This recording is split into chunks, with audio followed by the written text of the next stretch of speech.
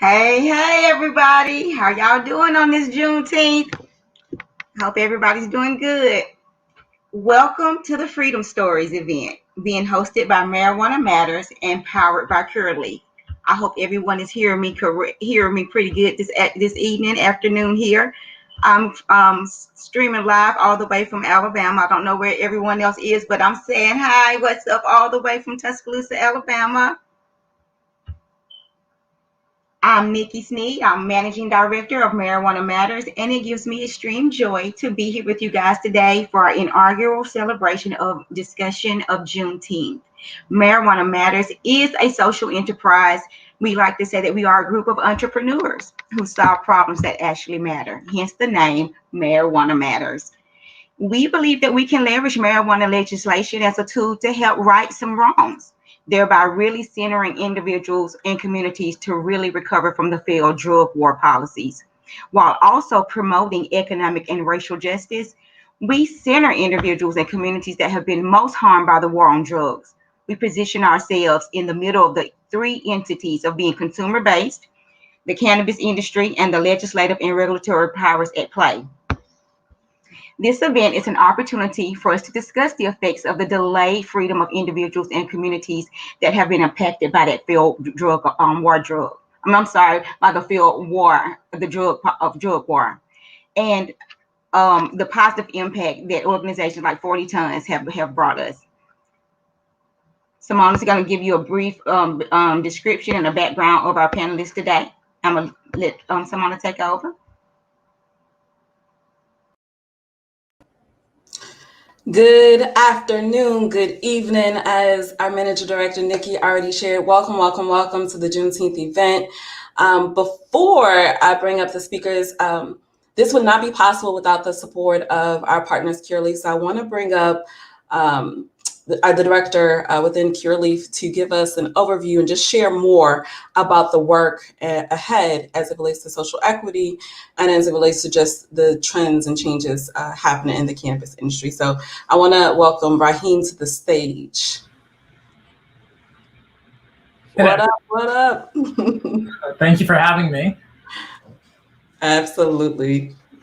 So, I guess to speak briefly, I'm honored to be a part of this and to help bring this to work. I think the work at Cureleaf, and I believe that our company is really trying to take on the issues of both diversity, but I think in order to build a sustainable cannabis industry, I think we've got to be really honest about where the industry came from. The legacy market, that is the foundation of where we came from, and sorry. And how we can move forward from that, right? So I think it's only through these conversations, and even today, I left a panel that we were just having at Cureleaf where we were talking about being queer in the cannabis industry and all the intersections that has, and I think it's only through having those conversations that we can build an industry that is representative of everybody. And so I'm really proud to be here, to be with Marijuana Matters and to be a part of this event with 40 Tons, and how we can really start to figure out how do we crack the social equity code. I think in so many states we are trying to figure out how to bring folks who have been in the legacy market into the modern cannabis industry, and I think we're getting closer. I have hope with New York. I have hope with some of the legislation that just got passed in California. I'm hopeful that we can get there, but I think that only happens when you have people at the table who have been there and have been through the experience. So I just want to say thank you. Thank you for sharing your stories. Thank you for lending your ear as we try to develop policy and shape an industry that I think we can all be proud of. So thank you. Thank you, Raheem, so much for providing that warm welcome. When we speak of Juneteenth in celebration and discussion, we want to play for you a spoken word written and performed by Alex Fulogine with you to further set the stage and intentions here today. Lift every voice and sing till earth and heaven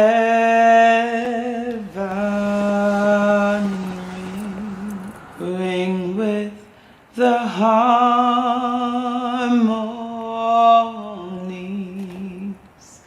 of liberty.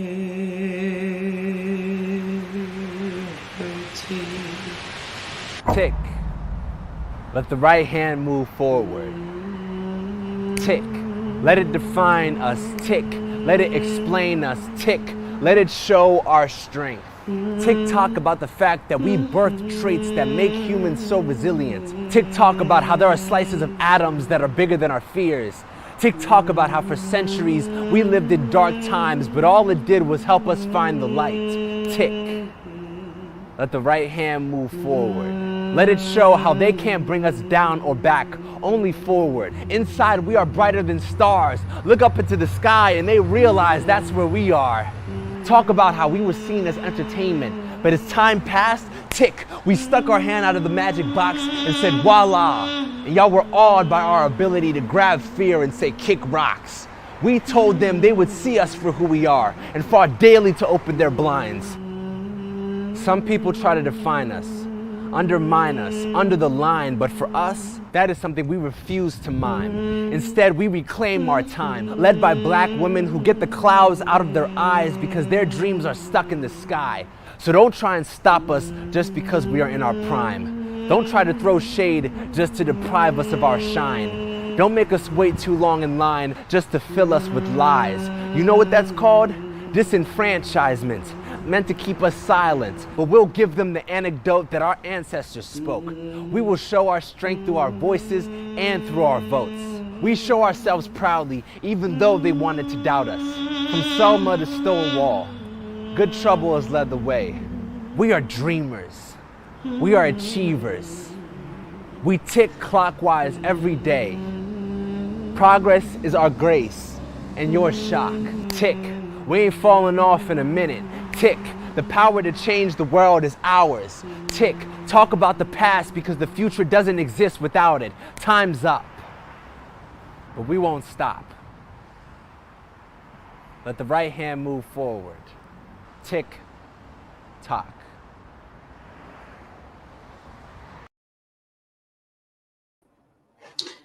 And so as the poet, his name is Alex Philogene.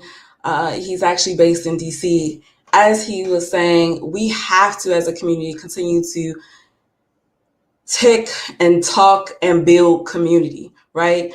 With Marijuana Matters, our goals are definitely steeped in this vision of being able to repair some of the wrongs, right, done by failed drug war policies that ended up really failing people, right? It ultimately became a war waged on Black and Brown people. So we feel privileged to be able to sit and try to help right those wrongs, help right something that should have never occurred.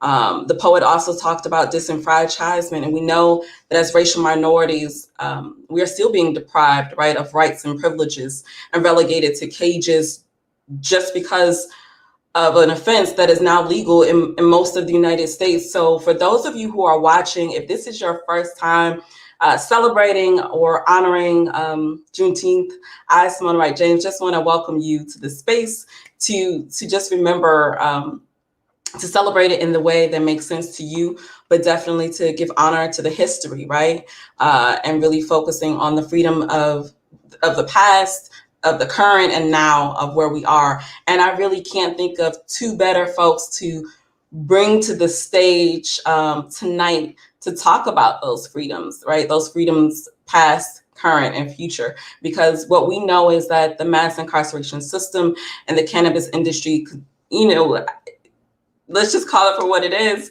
has a lot of wrongs to right as it relates to people who are still our people, who are still being overly criminalized behind a plant. So I want to first share really quickly just a little bit information about our guests today, Corvain Cooper and Loriel Alegrete. And I don't want to say too much because I know they're going to come to the stage and you're going to hear a lot more from them, but I at least want to set the context, right?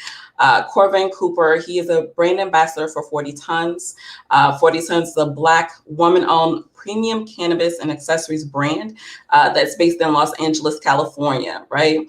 He draws on his experience really having navigated the legacy market and also his background in fashion and apparel. And now he functions as their brand ambassador. So he's an avid speaker, he's an activist, he's an advocate. I understand he's writing a book, right? The man does so much. And I'm excited to really bring him to the stage. It's going to be a really insightful conversation. We hope one that will bring a lot of awareness around the fact that what does overcriminalization look like and the consequences behind it. So really excited to bring him to the stage. We also have Loriel, who will be with us. She is the Chief Executive Officer and co-founder at 40 Tons. This is a woman who not only runs this company, but she oversees the macro strategy and strategic partnerships between other brands and advocacy groups and organizations. She represents those who've been impacted by the system, be it our brothers and sisters locked away, victims of from the war on drugs, their families and their loved ones. So we are super excited again to bring them to the stage, and definitely without further ado, wanted to present Loriel and Corvain. How y'all feeling? Welcome. We chilling. Feeling good, looking good. Everybody looking good. Hey, and so it's a Thursday. What is it? Afternoon, evening, depending on. I know you all left another Juneteenth event not too long before this one, right? We're actually still on their property right now. You know what I mean? So we gotta work. We've been working all day. Yeah, it doesn't feel like work when you're so passionate about what you're doing and you know that it's for a great cause. It doesn't feel like work, but it is work. Yeah.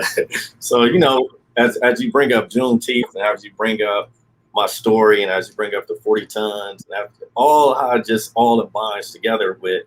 First of all, we still feel the slavery is still going on, though, even though it's supposed to stop, because you still had 40,000 people locked up for a plant that's making billions of dollars, and it's even making money on the stock market. So we're trying to figure out, how can we get stop it, how we can be a part of it, how we can be a voice for the voiceless, and how can someone scream the message all the way from the top of a mountain that there's a plant that I was locked up 4 months ago with a life sentence for something that they are going to be $1 trillion industry soon. And I was just serving a life sentence without the possibility of parole to never see my family again for a plant that hasn't done nothing but help the world. It was here when I got here. And, what's also funny, and some folks may not be aware that, and even when I did like a little bit of digging, not only just in terms of like the folks that you've interacted with since release, but before release, again, for those folks who may not know, it was actually this same time last year for Juneteenth that we had actually spoke to you, indirectly through Anthony, right? Where we had the interview on audio, and we also produced an article piece that again, in the spirit of Juneteenth, that really spoke about the fact of what you were experiencing, that, exactly what you said, how can this be, right, that he's a cannabis lifer? Like, how does that exist, right, when we talk about freedoms and we talk about just how far we've come in the cannabis industry with the regulated market. So I'm a bit curious, this question's definitely directed to you, Corvain, just in terms of like, how did it feel having folks speak for you to some degree, right, when you were still caged in that sense? Speak about your story, speak about who you were, your integrity. If you could just share what that felt like, because we say none of us are free, and so all of us are free, right? But the actuality of it is that there are still folks, right? But knowing that you had that experience, I'm just curious if you could share a little bit more about that. It starts with, first of all, having faith and having good people and good team around you. Like, Anthony said, that's a friend of 27 years. Loriel's a friend of 23 years. So just to have it starts with your team to get the message out there, to have people come back so you can get the message. The message, somebody has to start the message in order for other people to get it. So, it starts with, being part of good organizations and have people to really fight for you. But when you're getting these fights and you're getting people to say, hey, when a person is writing you a letter that you've never met in your entire life, that's why letter writing is very, very important. So that you just pick up a letter and say, hey, Corvain, we just want to check on you and see how you're doing. And we're out here fighting for you. And, this, that, and the other, or to even want to hear your story in jail, or, when at the end of the road, not at the beginning, but after the Obama administration shut me down, I had to start over with me and Patrick McGurrow, my attorney, had to start over and go with the Trump administration in order to get it done. The BT thing was pivotal. It was very, very pivotal, because after that, it was like the letter stormed in where I'm getting 20 letters a day. When I was on the smoke documentary that Nas helped executive produce, so getting 20 letters a day in prison from all around the world, from all different people, from different walks of life, is some stuff that is really, really, it's life changing. It's like it's some real. Were you like a celebrity in there? You're kind of, you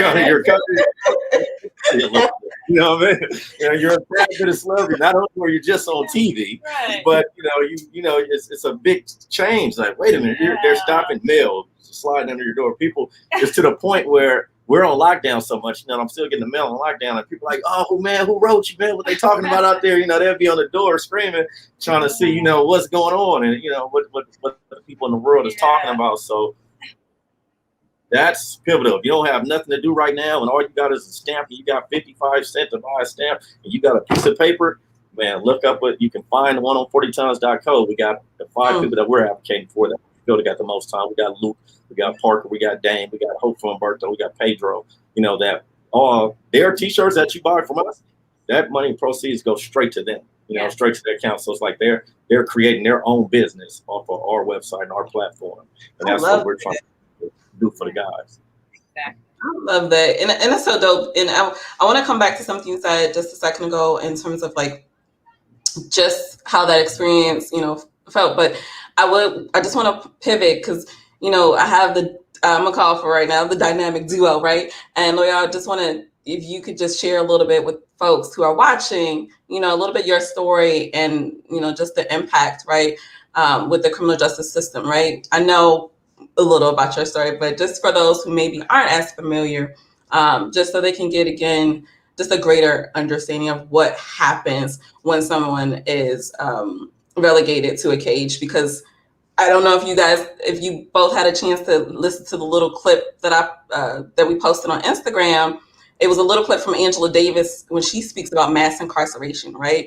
And it's real, because we do forget about. We want to believe that these are problem people. We're gonna put them over here and forget about even if it's your auntie, your uncle, and them, your brothers. Like all of us don't have necessarily that capacity to still stay engaged and be concerned enough, right? And know, again, the impact that happens. So I love the fact that you brought up, that folks can be, civically engaged by letter writing. I think that's dope. But definitely, Loriel, if you would share your story. Yeah, so you were getting a little in and out, but you were asking what my backstory is for the people who don't know as much, right? Exactly. Okay. Exactly. Yeah, so my husband, Anthony, and Corvain, they were involved in selling illegal cannabis. They were convicted on a federal level, and they were sentenced accordingly, so I thought. My husband was charged and convicted and sentenced. Corvain was charged, convicted, and essentially given a death sentence, right?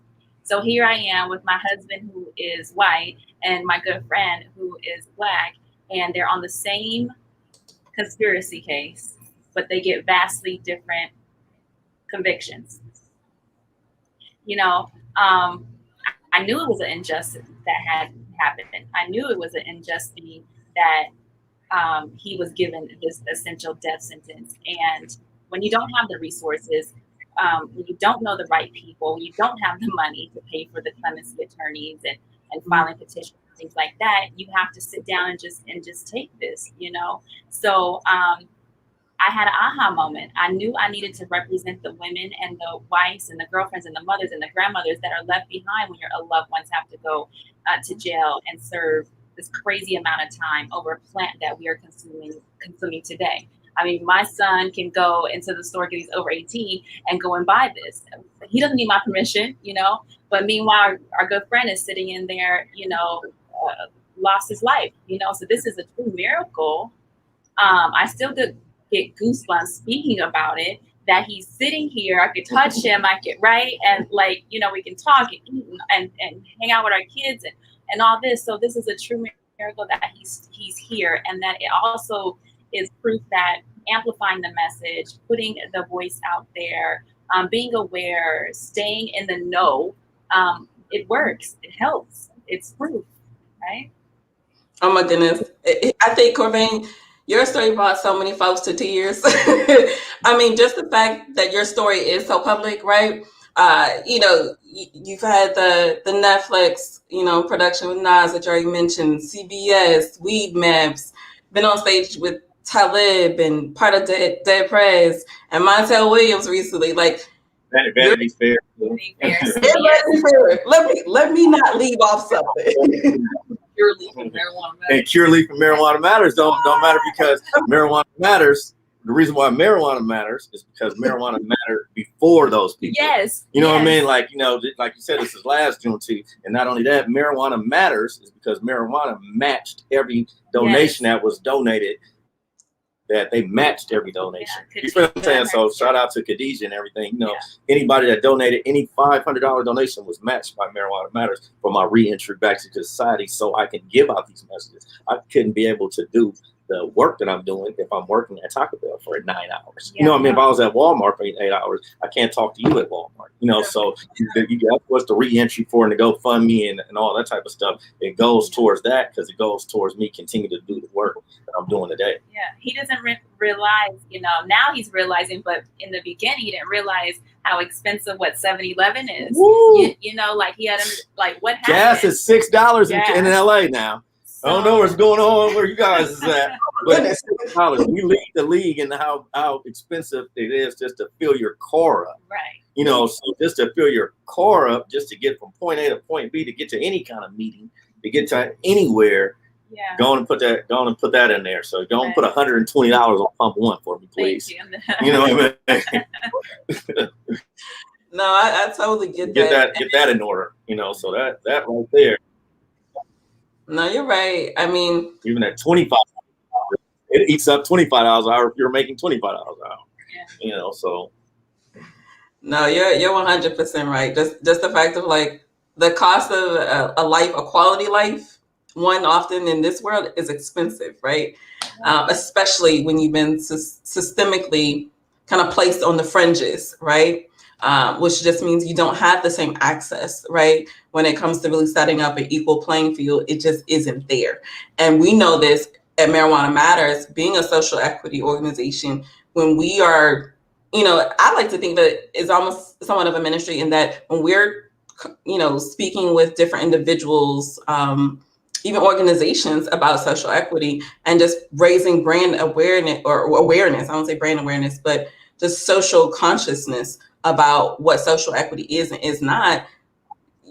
It's pretty wild that, not everybody, is at that point of recognition, right? And I do have a question that I want to share, something that happened even in DC, right? As it relates to social equity, and just kind of get your take on it. But I want to go back real quick, just because your story is so public, and I can imagine, again, that comes at a lot of cost, not just to have a life and be able to do what you're doing now, but being able to balance just being in the public eye and healing, because I watched probably all 5 of your most recent episodes, right? In terms of interviews, and even Loriel, your interviews, I know it gets to a point where it's I may not necessarily want to recant everything I've experienced over years, because that was actually my life. Yes, it allows folks to have a greater understanding, but I may not want to always recant it. So I'm a bit curious, how do you balance for both of you? Like, how do you balance, the work and personal and just keeping it where folks can really respect your process? I think you go with the cause and the reason why you're doing it. You know what I mean? And the reason why you're telling the story. The reason why you're telling the story is to stop the next Corvain Cooper from thinking that you're going to be Corvain Cooper and help them out. Like, okay, you think that is cool. You got that one little pound of weed and you thought that you weren't just doing nothing, but you get 2 more of those and you're out of here. So you gotta, give them the full story and be aware of what really can happen because it's still going on a federal level. So it's the awareness for me, and like you said, you have to relive those moments of the times you left your kids gone for 9 years. You see what I'm saying? So the time that you're gone and the effects and problems that you have caused in your family, and that's why we have Loriel to represent the woman that's being affected by, all right, you might have was living in Calabasas when you left. You know what I mean? Or you might have had a high rise. Now they come take all this stuff. Now you have to restructure your whole life. Like I would have had a high rise and then you go to this, you know what I mean? So they're coming and taking this, they're taking all that. So you have to reconstruct how they had these habits because you did 8 years of making money in this illegal industry that caused habits that came with that. Of going out or having no problems or paying the bills this way and that. Now you have to go work where? Huh? What do you mean I have to go work there? What do you mean lawyer has to go? You have to work? I didn't know that exists. You know what I mean? So, so it's different stuff that has to come that exists. So we want to be able to press the message of everything that comes with it. That's why our message is at 40 tons. Is just because someone carries well doesn't mean it's not heavy. Like if you follow our page and you look at my prison pictures, it looks like I'm carrying it pretty well. You know what I mean? I'm still trying to keep my demeanor. I'm still trying to have swag. I'm still trying to, but I'm carrying it on my shoulders because I know that God didn't bring me this far to leave me. And so when I'm speaking at these events and when people are calling me, it all stems from like, okay, this is your purpose. Serve your purpose. He didn't redo your life and use Trump to sign it after everybody didn't bank on Trump and he's the one who done it. He didn't do all this for nothing. So it's all for a reason. And we're going to keep pressing the message and we're going to keep pressing it until 40 tons is one of the biggest, until we're on the stock market. You know what I mean? Until you see our name on the bottom line and 40 tons come across the screen at the bottom. Yeah. Kind of slide them, but that it put a little hair on our chest. You know what I mean? It'll be a start once, once we're publicly traded as a company, then we think we're doing something. Yeah. I think to add what Corvain was speaking about, it's finding that work-life balance, right? And being able to juggle it all. God isn't going to give you nothing you really can't handle. Yes, it was hard. Yes, it was trials and tribulations. And yes, I had to adjust, because for me, my husband, Anthony, went to prison not once, not twice, but 3 times. For the same crime. Right. And for the same conspiracy. Same time. Right. Same time for the same one conspiracy. Yes. So, and not wanting to relive it, it's something where you may want to hold that to yourself, but like Corvain said, you also know that you didn't go through this in vain, and then you are to help the next person. You are to inform the next person, right? Like I feel higher powers that be, they've given you this knowledge, this second wind, and no matter how exhausted we may be from podcasts and interviews, we still manage to deliver, this important message about how Black and brown people are been treated in the past and continue to be, and how we need to change things, moving forward. And then not only that, another thing I want to say, we want people to know like 40 tons comes with a message and that 40 tons is real. If you look up at the case, October 13, 2013, Google it, Charlotte Observer. Yeah. See that it was really a 40 tons conspiracy that was charged with me, Evelyn, and Natalia, Charlie. So you can see that this is real. This is our life. It's our life. We didn't make this up. This is the life that we live, and this is what we're doing. And we're going to press the message until everyone hears it. I love that. And I'm glad you did bring up the case, because that education piece is a real thing. And when Raheem, a little bit earlier, during the welcome, I think he stated pretty eloquently just that there's this kind of elephant in the room sometimes when you're in certain, rooms, that you want to forget about the Black or the gray market, however one likes to look at it, right? Or the unregulated market. But not only did you pioneer in that sense, right? But you also then face just really disastrous consequences, right, for it. And because of that, experience, your voice is all that much more important, right? And I would say authentic to really being able to share with folks the impact, because it's not, we all know the statistics, right? In terms of the unequal or the disproportionate rates of like arrests or offense and sentencing on racial lines. But again, when you have someone such as you both of you all here sharing your story, kind of, again, putting it in front of folks like, hey, this is what happened, and this is what we're doing to move forward to make a positive impact. I think folks have to reckon with that. And again, I really think it's beautiful what you guys are doing. And I really could see no other way to celebrate or honor Juneteenth than having this conversation with you. And I did want to do a quick shout out too, because today's a unique day, right? So 2 things happened today, right? Today, the president signed into law that Juneteenth is a federal holiday, right? There hasn't been another federal holiday since 1983 with MLK Day, right? And it's this woman who's on stage, whose message is on screen. I just want to shout her out, Miss Opal Lee. She's a 94-year-old, 94-year young activist and advocate that really fought was here to stay as a national holiday, because some will say that Juneteenth is steeped in just a lot of pain and trauma, and that is true. But the history also allows us to have joy and move forward. And I think you all are great examples of that. So I did want to just do that shout out, and also put to the stage to kind of go into a question that today is also the day, Nixon declared the war on drugs, right? So today, June 17, 50 years ago, coincidentally, this was the day he declared the war on drugs.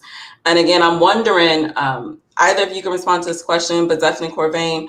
And again, even thinking back to Angela Davis and just what we know about the mass incarceration system, are there any other kind of points of just points of reference that you feel should be brought to light in terms of that aren't as visible when it comes to the mass incarceration system and it comes to re-entry, particularly when it relates to trying to then enter the regulated cannabis market? I'm just curious, and yeah. I think you can probably touch mainly on that, that people don't really touch on a lot.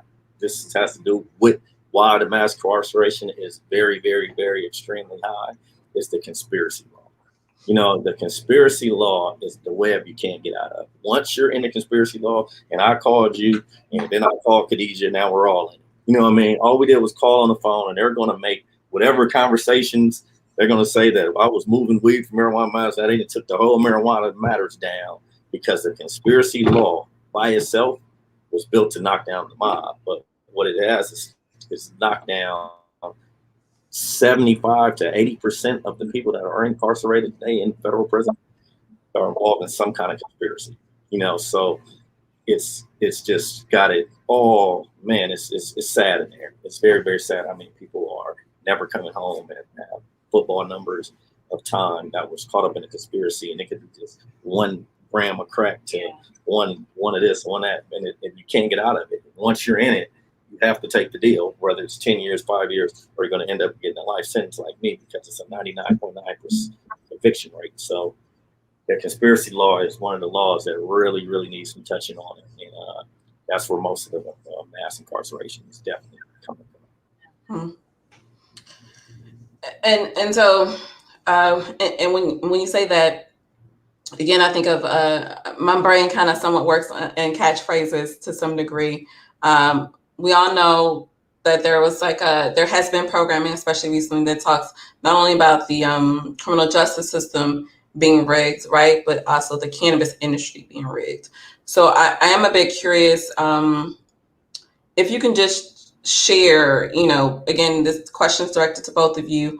Are there any points of advice that you would give to policymakers or consumers, even in terms of like how they can help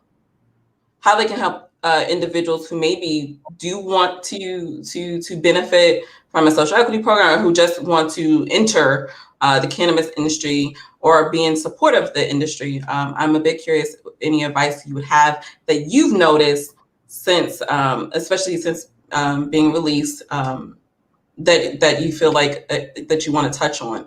And this is where I said I would share something that happened in DC. So it's a loaded question, but I guess it is kind of nice. I just want to give this background. There was an article that came out specifically about a program that's in the works, and essentially there were a lot of folks maybe from the cannabis community just commenting, right? And we love commenters, right? Because they essentially troll, right? But at the same time, these are real folks who exist, who may live among us, right? Who feel this way. And essentially the comments were just geared around the fact that how can you let someone who once had a cannabis offense now enter the market, They literally made comparisons to someone who's convicted of rape then working at a daycare.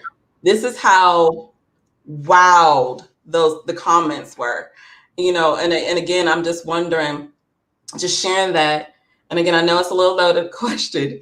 What advice would you have for policymakers and consumers to just share your perspective and what you've learned about entering the cannabis industry from your perspective of where you sit, right? And again, I think I've heard some of your past interviews, and social equity can sometimes look a little different in different states, but I'm just curious what you would say.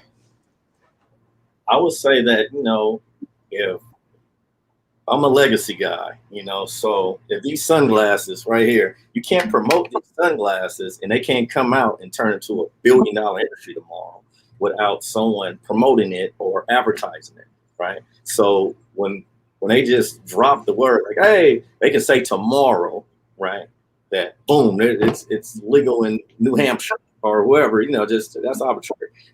And it'll sell out tomorrow, and everyone will be lined up in all the dispensaries.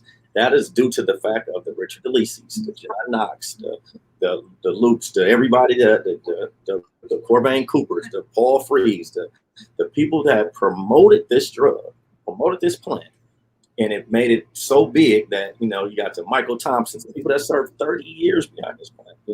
It had to have some kind of advertisement, and the advertisement started in the hood. It started in the ghetto. It started in the projects. It started. Me and Anthony started with 1/8. And then we made it to 40 tons. So we have to start somewhere in order to get the industry going and get it started. We have to stand in the rain some nights, and we have to flip. And we have to do this and do that. So, we have to deliver before logistics came in, and, you got Amazon about to step in and deliver. So before that, we had to order and deliver. They were curb serving, something that like now it's like everything is a huge deal. Curb serve. No, these guys were curb serving, before it was ever.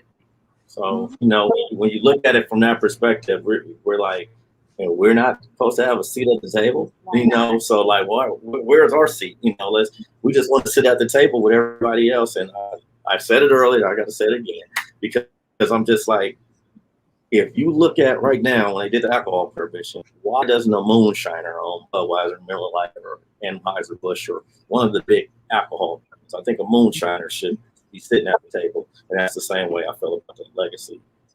About the same guys. Like, if I sold this guy 1,000 pounds back in the day, I'm thinking like, where is he at? Where's the guy I sold 1,000 pounds to? What happened to him? Is he sitting at somebody's table? So you just look at those guys and you say, those are some of the guys you kind of want to bump into. You don't want to just bump into all trust fund kids. You want to bump into some people that were in the game and now they changed it and now they have a seat at the table for something their blood, sweat, and tears was on. Absolutely. And Loriel, I didn't want to cut you off. I didn't know if you just wanted to share more again when it comes to 40 tons, and if there's anything else, and just in terms of what folks can look forward to from 40 tons, just to help do exactly what Corvain just expressed. Those who want a seat at the table should have one, right? But we all know that things are not equal when it comes to resources and opportunities, right, to gain access. So as you see it. If you can just share more about 40 tons and what social responsibility looks like to you, I think that would also be amazing, just to, again, further have conversation about that change that is coming in the future. Yeah, 40 tons. We've got a lot of things in the pipeline, a lot of things that's coming into fruition. And we have our ton of initiatives that we've been launching, whether it's on a small scale or a large scale, really giving back to the people that made this possible for us to sit here right now, for us to consume the plant. They are, they're the king and the queens who started all of this, right? So we've got a lot of things that we're doing. There's coding in the hood classes that we're offering, reentry programs that we are a part of, or we collaborate our resources with another organization, just so that people like Corvain and Anthony can really make a living off of this plant legally now, right? So there's a lot of great things going on. We're excited. Well, so are we. I again cannot thank y'all enough. I'm just being mindful of the time, and I'm also seeing that some questions have come across. So I absolutely want to just take this quick moment to offer time for folks to, one, maybe let folks know that they are here at Freedom Stories at this event with Corvain and Loriel. Just again, do a quick tweet or a quick Instagram post to let folks know you're here. And we're going to just show a quick commercial, and then afterward come back for a Q&A with the audience, because again, I know folks have questions. They may have read your story, but not had this opportunity to really sit down with you, right? Because for some of us, this is real. We on YouTube, folks are watching. It's definitely in the replay, right? Especially we want to just make sure that folks walk away with as much awareness about the real consequences behind overcriminalization of marijuana, and again, what does positive change look like? So we're gonna play a commercial and come right back. Commercial's only about 55 seconds, a minute, and then we'll be right back. All right. The legal cannabis industry is projected to be worth $84 billion by 2028. But not everyone has equitable access to that wealth. Marijuana Matters is focused on removing barriers to entry. Marijuana Matters is focused on creating an equitable and responsible industry that centers the lived experiences of those disproportionately impacted by marijuana's criminalization. This work happens through three focus pillars: education, advocacy, and entrepreneurship. In partnership with community industry and government, we create solutions to mitigate collateral consequences of the war on drugs. We invite you to join the Marijuana Matters movement.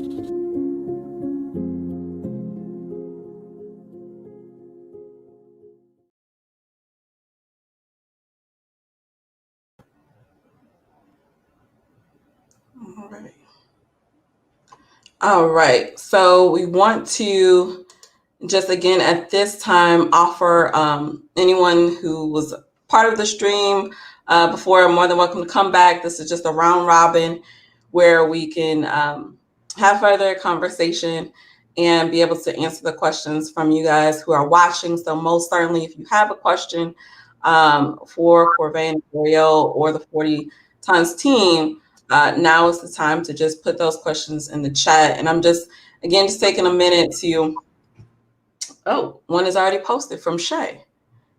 Shay Dams, does 40 Tons offer mentoring opportunities for entrepreneurs interested in pivoting into the industry as a training professional? Do we? You know what I mean? Like we're right on hand. All you got to do is DM 40 Tons brand, and we'll get right back. We'll get right back to you. We'll tell you everything that we've been through, and we'll tell you any further things that we can go through, and that's exactly what we do. And we got 40 tons production too for people that's getting out of prison. We want to be able to, if you watch our pages, you'll see we try to put content out to everything that we do. Yeah. That's because Anthony has a production background. So with his production background, we want to use that for everybody like me that has to be a cheap brand ambassador, because you can't, everyone that gets out from these cases, you can't plant touch. So I'm still on 10 years paper, so you can't plant touch. So we have to find something else that you can do in industry. You can do production and you can do this. So we want to be able to level it out so we can start having jobs laid out for the guys and girls let's get out. Yes, exactly. We also will have an ambassador program that you can go onto our website, 40tons.co, and put in your information there, and we will get you the application so that you can apply to be a 40 Tons ambassador. All right, y'all. Y'all heard that. So, and I think in this conversation, you all have at least shared 3 or 4 or 5 different ways folks can plug in, right? So I think that's super critical, right? If an individual wants to enter the industry, but then also if an individual is a consumer, right? There are so many ways to get involved. So thank you for responding to that question. I'm just going through the chat. And as you're going through the chats, just everybody that's just right now, only the listeners right now, only the people that's here, you can use marijuana MMM2 Cure Leaf code or Marijuana Matters. You get 25% off if you go to 40 Tons brand and go to 40tons.co. Any of our merchandise, whether you're getting a t-shirt, a hat, you're getting whatever it is, a jacket. I don't care if you're getting the membership jacket, or you're getting the yoga stuff for the women. We got different stuff. But you can go right now, use the promo code MM2 Cure Leaf, and you got the discount coming at 25% off on any of our merchandise on the site right now for all the people that's listening. And we'll put it in the chat, and also note that a good amount of that proceed does go right back to that prisoner or their loved one that is left behind, right? It's so important that a father is able to make a phone call for his daughter on her birthday, And so with 40 Tons and the proceeds that we make from our merchandise, we are definitely able to make that happen, amongst other things. So things that were very important to myself, very important to Corvain. I feel that it's very near and dear to our hearts. So this is something that we do. Because as you speak of importance, we got to shout out Mickey Martin. He's rest in peace. But they had a thing called Parents for Pot that used to get my kids gifts and stuff while I was in prison. They would buy 2,000-3,000 actual kids what they really wanted, and we want to be able to do that at 40 Tons. So we're saving up for that and trying to get ready for Christmas now, so we can be able to get our prisoners and the people up under our umbrella what their kids really want for Christmas. Or if they don't have kids, what do you really want to buy your mom that you would buy her if you was out? We want to be able to do that for them, because that's the kind of stuff that was done for me. That's wonderful. Again, thank y'all so much. We put it on the screen as well, the code for those who are watching. That's a dope thing to do. I don't know how many comments I've seen that folks want the hat, folks want the shirt. I actually have the hat already, so I'm just gonna order some more stuff because I think we're at this point where a lot of folks want to do good, right? And they may not always know how. So sometimes just as simple as buying some swag can kind of satisfy that need and want and desire to be more plugged in. So again, super dope. I saw a question from KT, so I want to elevate that to the screen real quick. Where is it? 1 second. There we go. KT asks, what advice do you give to parents and grandparents who watch families be torn apart by the war on drugs about the future of cannabis and how we use it for good? I think that's a Loriel question right there. The advice that I give to parents and grandparents who watch families torn apart by the advice that I would give that grandparent or parent is keep the faith.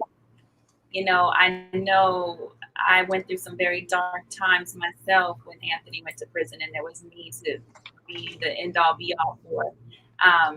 the children, but keep the faith, whatever that may be. Pray to what you consider your God, and just stay strong. That things can change, things will change. I remember my grandmother telling me, I hope I get to live to see the first Black president. So it was her faith and her willpower that made that possible to me, right? So and you got to speak it into existence. That's one of the first things that you have to do. So like I was telling everybody, and I say it all the time, I told Anthony to make a post. This is May 2020. I got life buried. I haven't even talked to you yet for the Juneteenth thing. You know what I'm saying? So this is before that meeting. If you look at the old post on my page, it will say that we're going to get out and we're going to turn this minus to a plus. You know what I mean? And I promise that the same thing that took me down is the same thing that's going to bring me up, is what the post said. So when we sprinkle 40 tons, like we told you, that's a real conspiracy. And that's the charge of the conspiracy with the 40 tons. And we're using that same minus to turn it to a plus. And I never stated, you'll never see a picture with me down in prison. You'll always see me with my head up. And I'll never speak it in existence that I had a life sentence. And that's why I'm using this for a purpose. And it's a purpose for me to be here telling you this. And it hasn't even started yet. We haven't even started. We're just putting in the work. And we're going to be around for a long time. Absolutely. From your lips to God's ears, that is what it is. Absolutely. I'm just, again, looking in the chat. Folks are saying thank you. Folks are straight up agreeing with everything you said. Love this. Facts. Really good information. I'm looking also to see folks are saying don't stop advocating and researching, connecting. This is all good stuff. So here's a question. Shout Shout out to you, KT, for joining us, being in the building. We appreciate you. This question comes from Mrs. Striebling. Hopefully I'm not butchering that. Maryland is one out of 3 states that have not legalized cannabis for adult use. Would you be willing to come speak to our legislation on your experience? Yes, whatever we can do to help, we're there. We're there. We stay in LA, so it's the thing. But we're trying to get to everywhere. But it's all these states. We're trying to touch all of them, and everybody that's trying to be a part of the message. We're trying to explain the message. We like to talk to the kids. We want to stop them from thinking that it's cool. And I hear it all the time. I'm just gonna sell some weed or this or that, or they don't know that it's still legal federally. And we want to talk about getting caught the 1 time, 2 or 3 strikes you're out. So we want to get that message out there, and we do a lot of lifestyle stuff to let them know, like, hey, the things that you think are cool, we're cool too. We know how to do the cool look in the car, and then you wear Jordans and all. We know how to do all that too. So I can speak to them a little bit more louder because I am you. Yeah. I am you in the hood. I am you 20 years ago. The things that you're trying to do, I've done that 1,001 times. So those are the people that I'm trying to save, and those are the people who I'm trying to talk to. Yeah, absolutely. We'd be honored to come and speak at any state where I could represent the wives and the mothers left behind, and he would definitely represent the prisoner who was left behind. No, I want to be mindful of time. Something we kind of touched on in the very beginning. The grind that you all have, and almost the grind, and it's alignment, right? Because even when I post a question about how do you balance personal and professional, what I heard from you both articulate is that it doesn't feel so much like work if it's something you're truly passionate about, right? It feels like something just that you do because you have to, right? So I know you came from an event right before that. You're still on the event premises. Yes. Still on the event property, and we have a meeting after we leave here. We're working while we're working. You know what I mean? Like, and on my way, I was late here because I had to talk to a scene, and it's just we're in different states too. That's every meeting is because even when we're on Zoom, we're in a different state, and then sometimes we're in different time zones on everything that we're doing. But we're trying to be everywhere, and we're not trying to stop until the message is out there, until we see change, and we won't stop and be quiet until 40,000 prisoners are home. Absolutely. So again, thank you. Just as a parting, close, if you have anything else you want to share, especially to folks, from our opinion, like who may have a similar lived experience, right, in terms of being impacted by the criminal justice system or criminal injustice system, right? Do you have any other advice that you would want to give to folks or just share to let them know a little bit more about who you are and how they can support you? First of all, it's never too late to change. That's number one. You know what I mean? And number two is that, just know that you got a family, you got a home over here at 40 tons. You feel what I'm saying? And we're going to figure out that the bigger we get, the more people we can help. So you're helping a brand that wants to help the people that is affected by the cannabis. So, we got a home for you. We're going to figure out more things for you to do. We're going to build more money once we get our foundation started. And so you can have scholarships. If you want to really learn the plant, you need to know how to grow it, how to go about doing it. So we send you to Amsterdam. So we're trying to figure out more things and more initiatives. We start right now, like you go on 40 tons.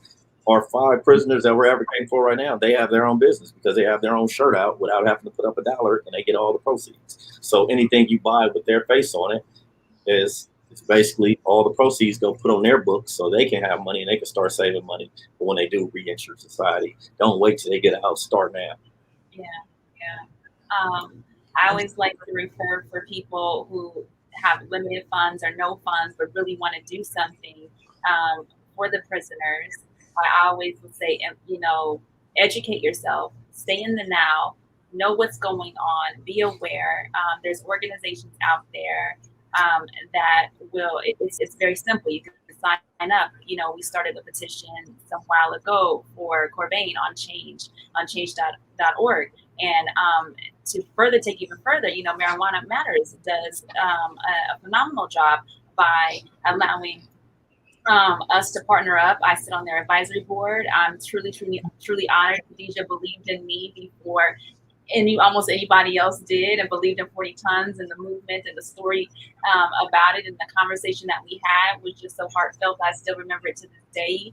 This was well before Corvain was, ever thought on the radar that he would come back home to us. So these are great organizations that will help guide that person in the right avenue, whether it's letter writing, whether it's upon release, giving that prisoner, equitable lives, or training them on computers and things like that. So, we're here. Yeah, so wherever we're here and here to stay. That's the thing. Here to stay. Yeah. But thank y'all so very much. Thank you both. I know we'll be talking more and collaborating. Definitely just want to also say a big thank you to Cureleaf for supporting, powering this conversation. It's just critical that we have these opportunities to really build community and to really understand those past actions that have occurred and really where we are and what we can do moving forward. So thank you. Big shout out to Cureleaf. Thank you so much. And thank you to the 40 Tons team for being here. Shout out also to Anthony, because I know he's like the third arm. So definitely shout out to you, Anthony. We appreciate y'all for being here with us for this conversation. Thank you from off camera.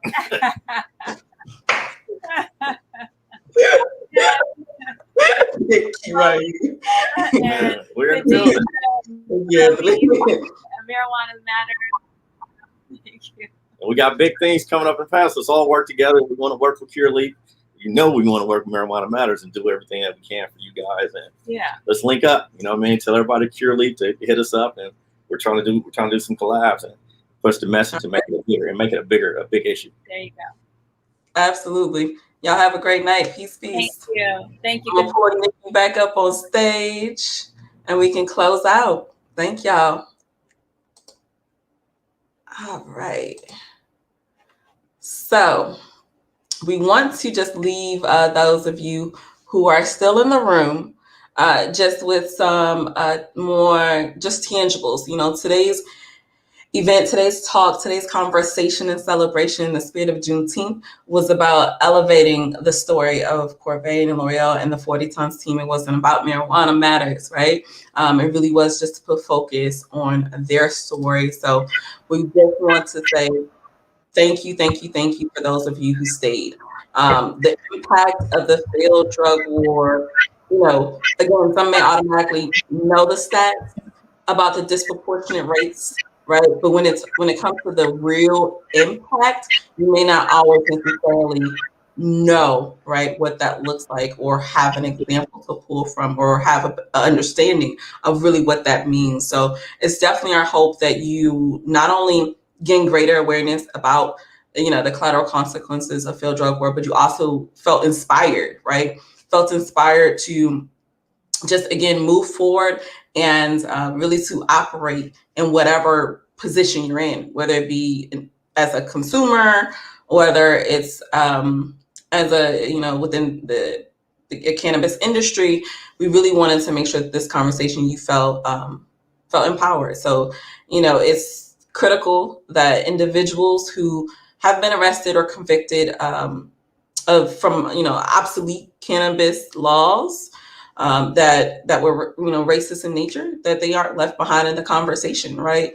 When it comes to what the cannabis market looks like going forward, and you heard it from them. But again, this is just to reiterate the intent. So we are so thankful. Nikki, come on through. Let folks know again how they can be involved in more conversations like this.